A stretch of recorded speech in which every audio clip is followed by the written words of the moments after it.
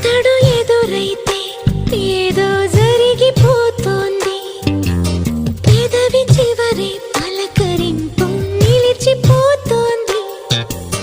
కొత్త నేస్తం కాదుగా ఇంత కంగారెందుకో, ఇంతవరకు లేదుగా ఇప్పుడు ఏమైందో.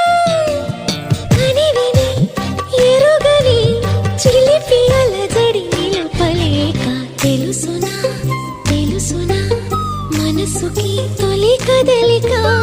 అడగనా అడగనా అతడిని